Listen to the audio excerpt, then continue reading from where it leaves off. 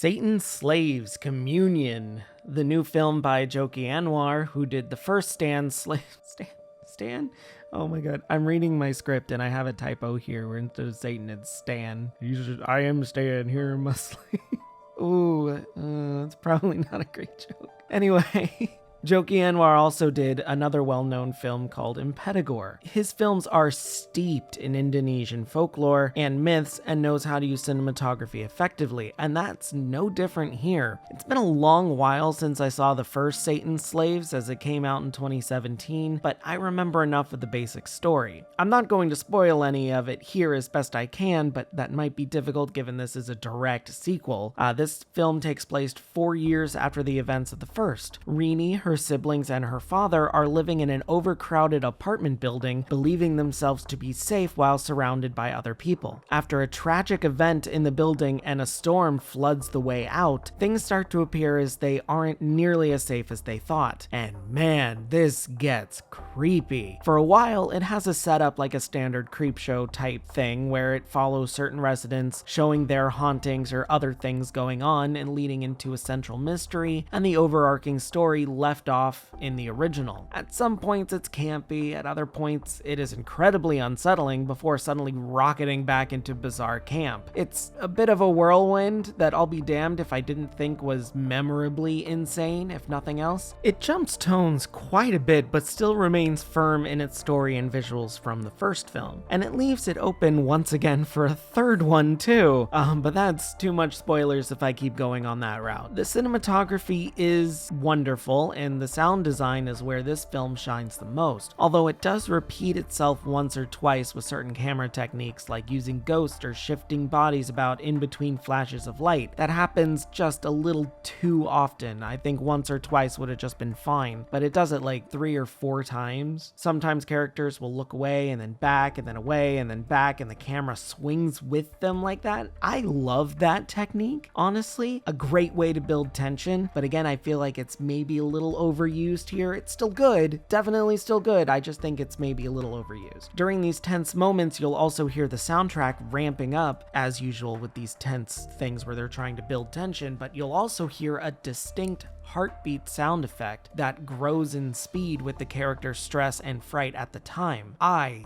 love that little detail. It is fantastic. It still gets quiet in some scenes too, like one particular sequence with the elevator later on in the film. I'm honestly a bit conflicted with how I want to score this. On one hand, it's creepy and serviceable, but on the other hand, the story and tropes are just too wildly used to be particularly effective. And the last shot is literally a Shining reference too. Just why?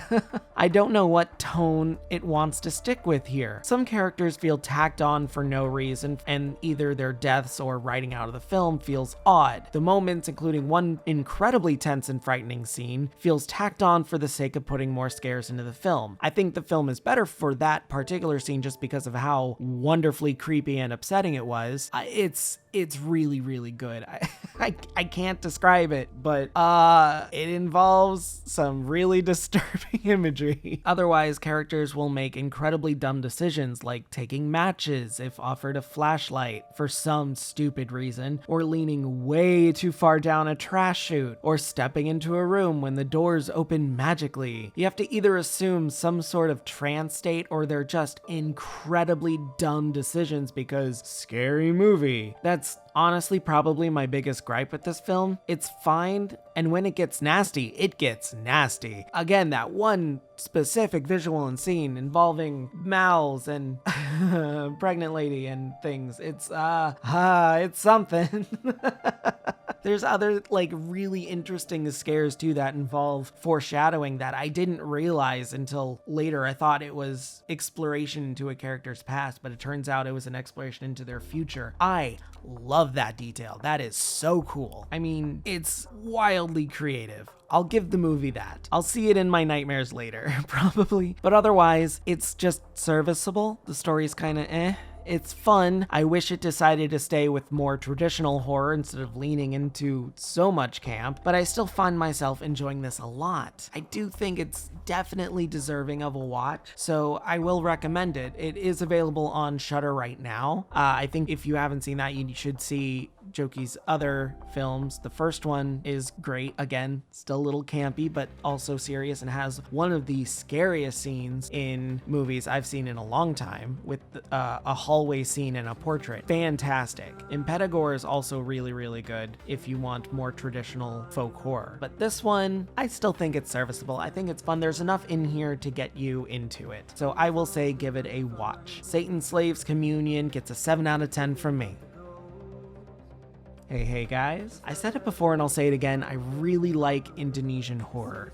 I don't know why it's been so good lately. There's so many good ones. I've already recommended them in my other video for the Halloween party watch video thing.